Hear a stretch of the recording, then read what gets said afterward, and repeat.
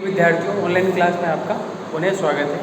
ये क्लास आपकी BSc first year physics की पेपर फर्स्ट मैकेनिक्स यानी यांत्रिकी का लेक्चर नंबर 25।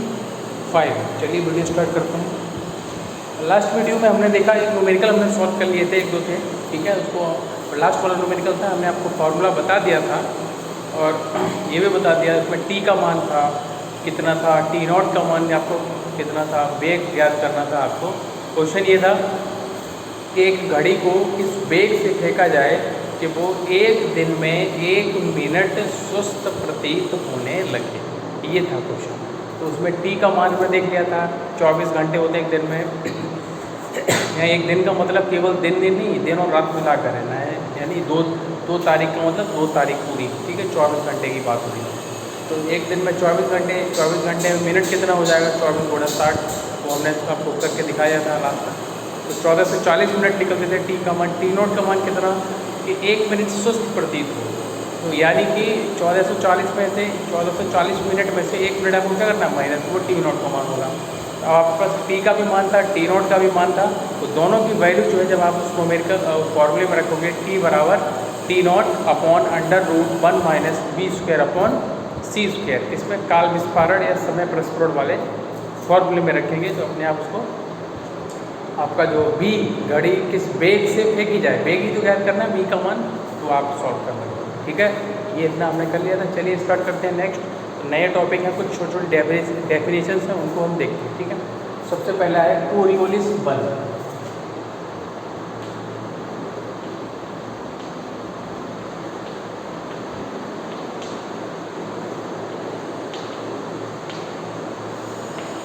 कोरियोलिस फोर्स क्या होता है? कोरियोलिस फोर्स देखो, आपको पता है कि पृथ्वी जो है ईस्ट और ये वेस्ट, ईस्ट और ये वेस्ट, यानी कैसे गति कर रही है? पश्चिम से पूर्व की दिशा की ओर।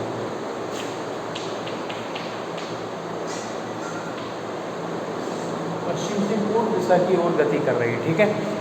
और वो भी कैसी घूर्णन गति कर रही है। ध्रुव, कोई ये ध्रुव होता है आपका,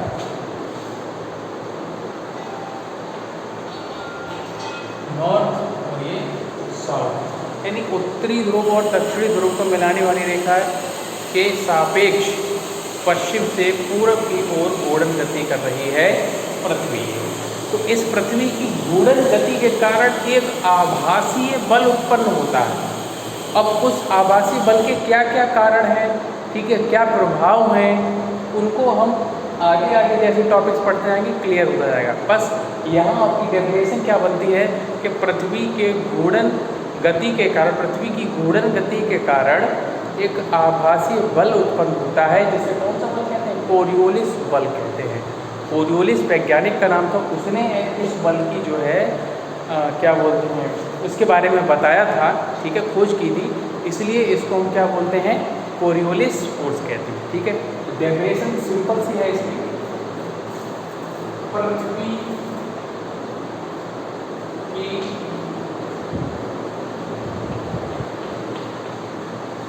घूर्णन गति के कारण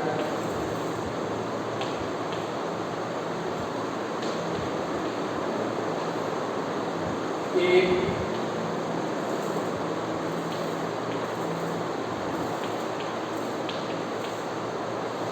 आभासी बल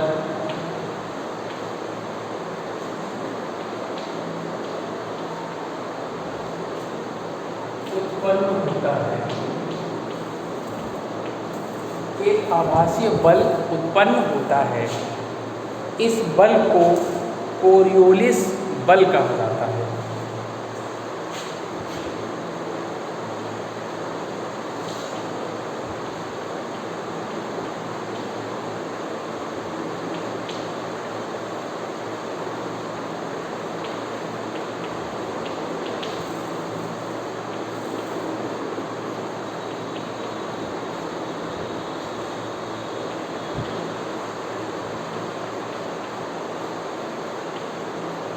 अभी इसका फॉर्मूला वगैरह सारा इसके अब इसी से रिलेटेड डेरिवेशन आगे आएंगे।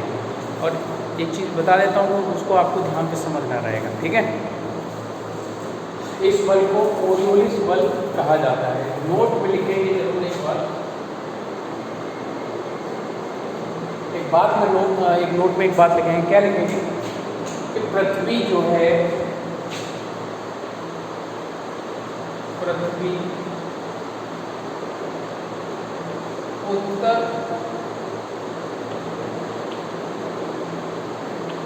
दक्षिण ध्रुवों को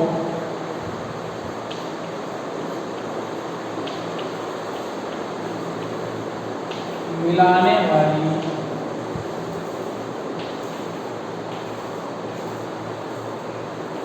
रेखा, उत्तर और दक्षिणी ध्रुवों को मिलाने वाली रेखा के सापेक्ष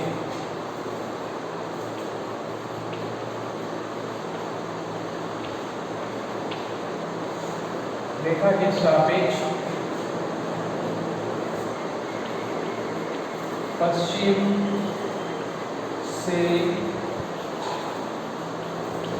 पूर्व दिशा की ओर, पश्चिम से पूर्व दिशा की ओर घूर्णन गति करती है।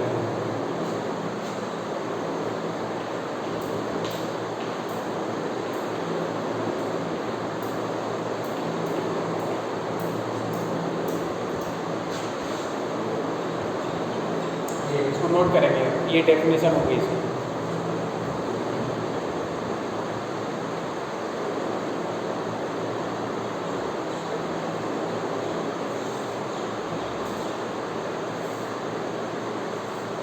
चलिए देखते हैं नेक्स्ट डेफिनेशन इसकी।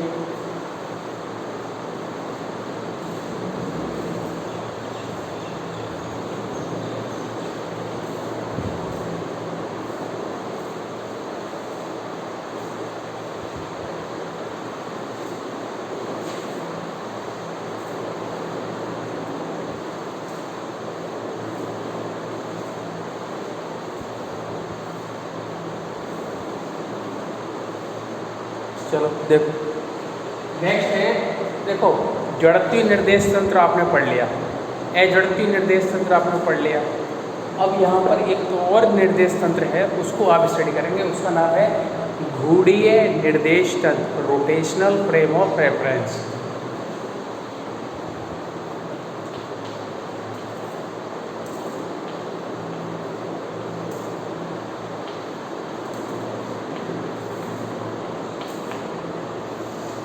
घूर्णीय निर्देश तंत्र, रोटेशनल फ्रेम ऑफ रेफरेंस।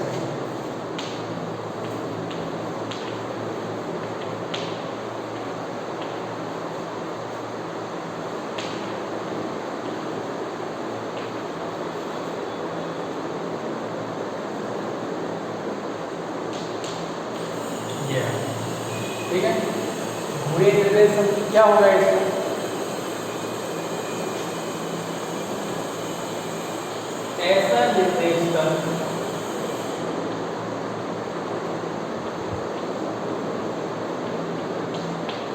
ऐसा निर्देश तंत्र जो किसी अक्ष के सापेक्ष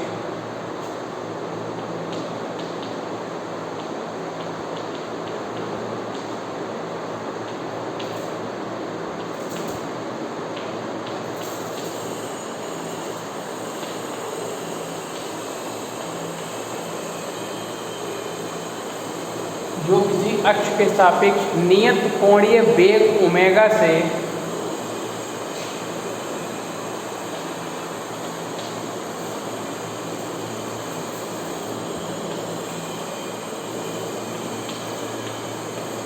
नियत कोणीय वेग ओमेगा से घूर्णन करता हो।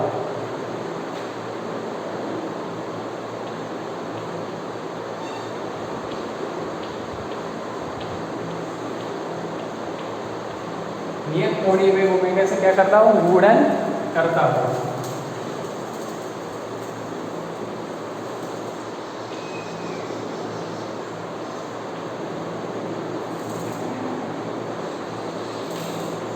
घूर्णीय निर्देश तंत्र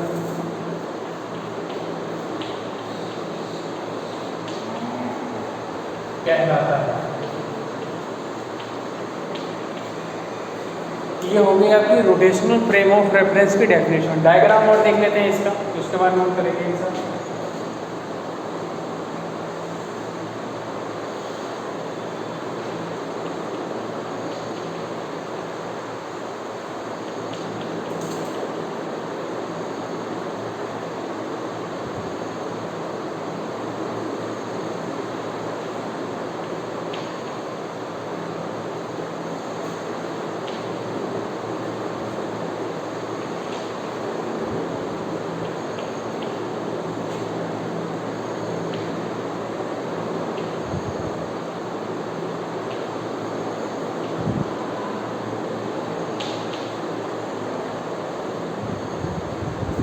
देखो यार, एक्स वाई और जेड ये आपका कोई साधारण कार्तीय निर्देश तंत्र है। अब क्या होगा कि ये जो निर्देश तंत्र है वो किसी अक्ष के अनुदेश, चाहे एक्स अक्ष के अनुदेश, चाहे वाई के, चाहे जेड के, कैसी करने लगे, ओमेगा कोणीय वेग से क्या करने लगे, गुणन करने लगे।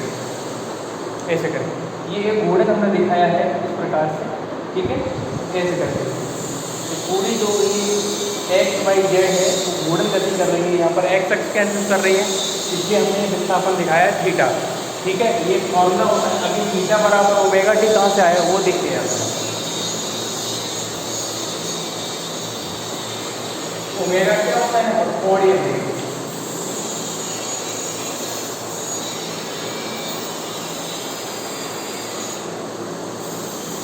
कोणीय वेग क्या होगा, कोणीय विस्थापन बटे समय। अब समय कोणीय थोड़ी होगा, कोणीय विस्थापन बटे कोणीय समय नहीं कर सकते, समय समय रहता है। तो कोणीय वेग बराबर क्या होगा, कोणीय विस्थापन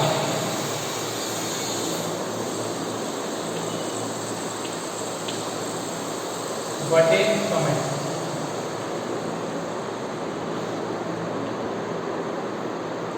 कोणीय विस्थापन,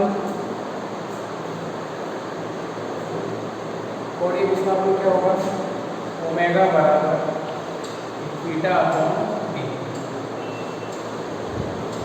यहाँ से थीटा बराबर क्या, ओमेगा इंटू टी, वो हमने यहाँ पर रखा है, इसको आप कहीं साइड में नोट कर देना, इसे और इसको, ठीक है। तो ये अब जो एक्स वाई जेड था, जब ये कोणीय वेग ओमेगा से रोटेट करने करेगा तो एक्स, ये क्या हो जाएगा फिर एक्स डैश। हमने थीटा कोण, इस कोणीय विस्थापन पर इस निर्देश तंत्र की स्थिति को हमने कैसे दिखाया, ये एक्स डैश अक्ष हो गई, ये वाली यहाँ पहुँच गई, ये वाली यहाँ पहुँच गई, ये यहाँ पहुँच गई, ठीक है।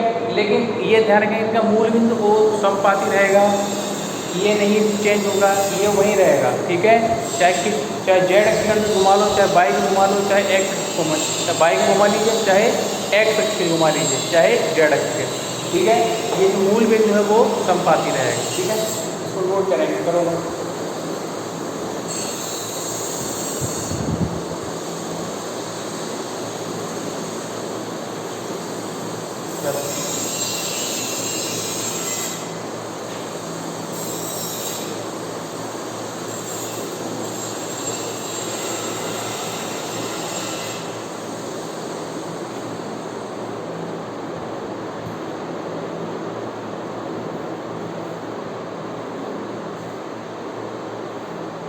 इसमें भी नोट लिख दीजिए, नोट लिखेंगे क्या,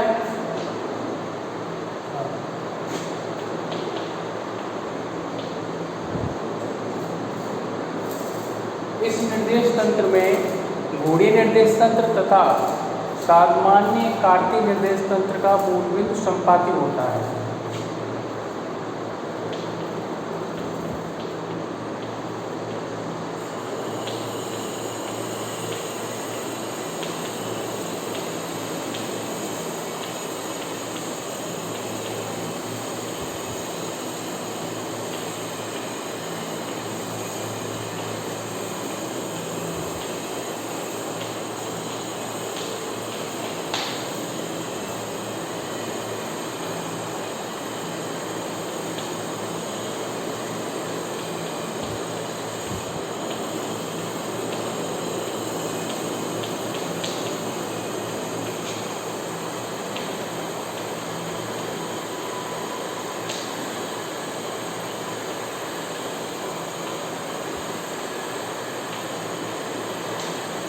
अपरिवर्तित रहता है, यानी कि समान रहता है। इसको भी नोट कर लो, करो नोट, फिर आगे बढ़ते हैं नेक्स्ट टॉपिक पे।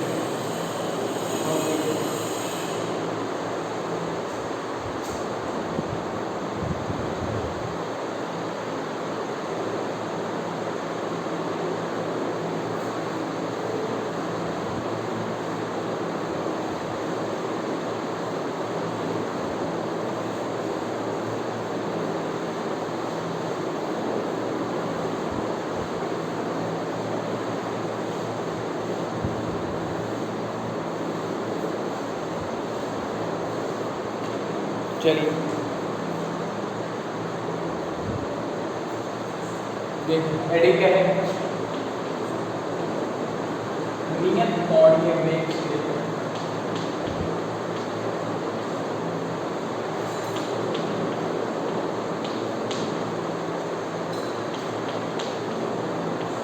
गुणन करते हुए नियत कोणीय वेग से गुणन करते हुए घूर्णीय निर्देश तंत्र में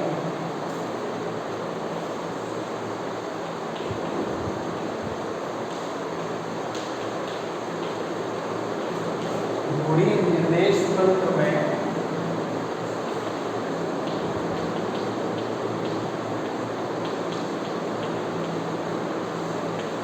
रूपांतरण समीकरण,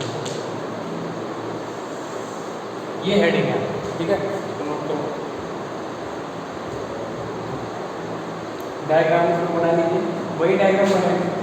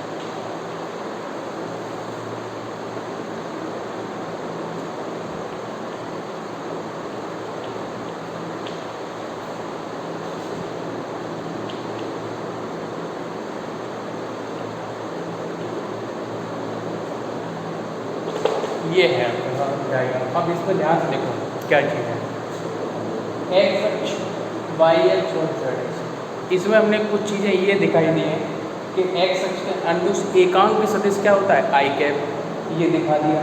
वाई अक्ष का अनुस एकांक सदिश क्या होता है, जे कैप।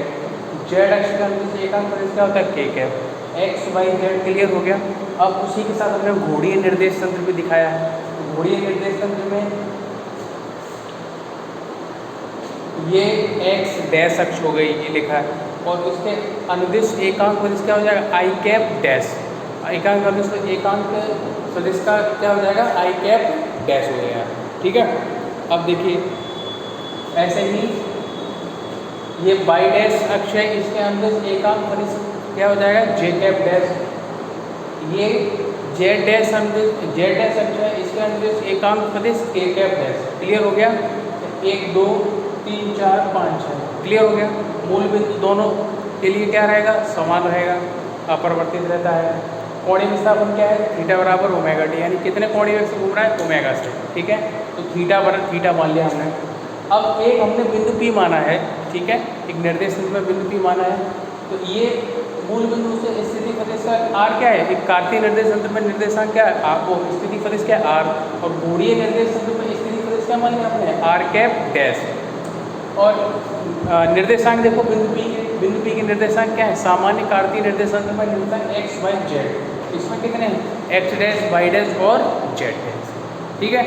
ये आपका जो है डायग्राम यहाँ पर हमने बना दिया। तो देखो नोट करेंगे ध्यान से,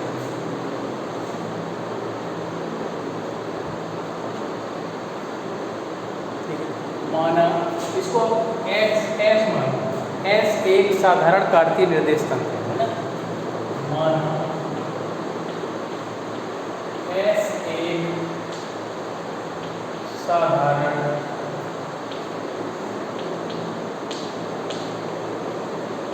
कार्तीय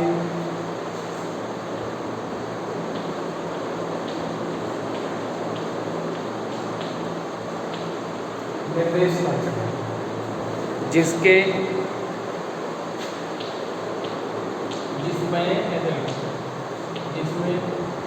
x, y तथा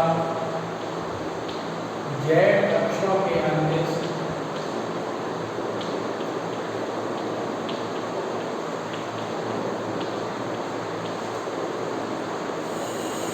z अक्षों के अंदिश एकांक सदिश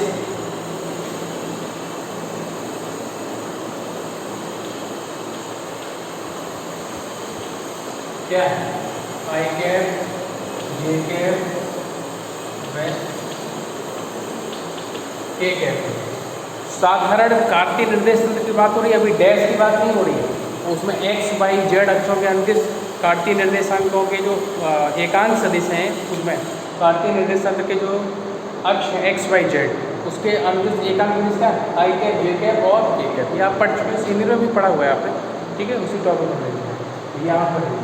अब चित्र हमने समझा दिया, थोड़ा बहुत थ्योरी, अब इससे आगे नेक्स्ट वीडियो में पढ़ाएंगे, ठीक है, थैंक यू।